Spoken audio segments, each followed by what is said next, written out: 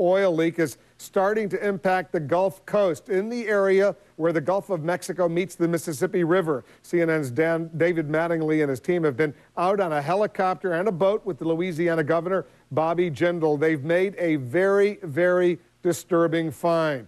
David Mattingly is joining us now with more. David, tell our viewers what you and the governor saw.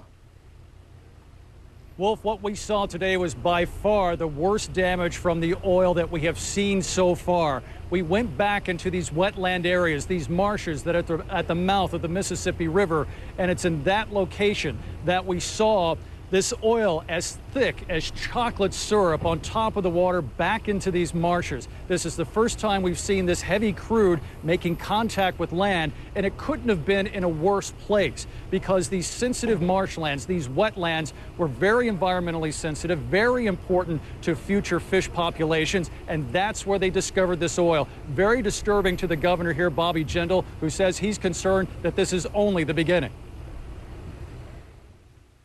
You didn't see this heavy oil off the coast a couple of days ago. And so, again, the concern is this oil coming, submerged oil? Is this oil coming in? And part of the concern for us is the tides have come and gone. They've not taken the oil out.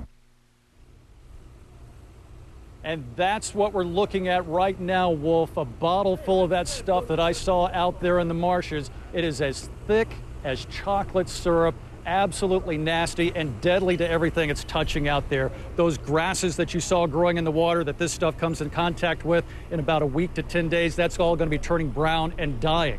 All of the all of the microbes in the first layer of sediment out there that's coming into contact with this, that's going to be dying. And that's going to have ramifications on the food chain, starting that cascading effect, that bad environmental disaster that they've been talking about. They're seeing it in that particular marsh, and they're worried they might be seeing more. Wolf? Is there anything that can be done in terms of any kinds of activities that prevent this oil from getting so close?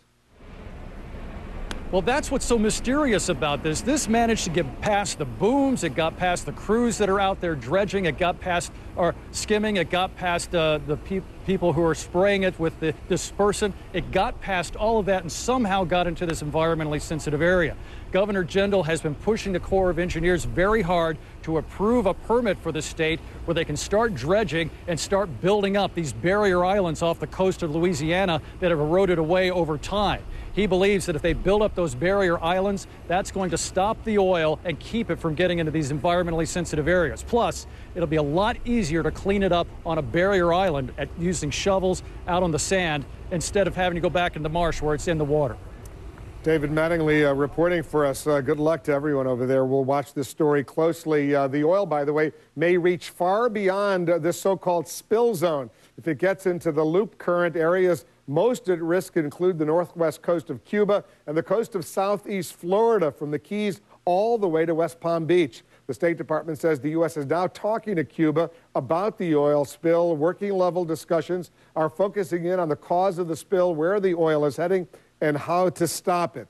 This is a serious, serious situation. Seems to be getting worse.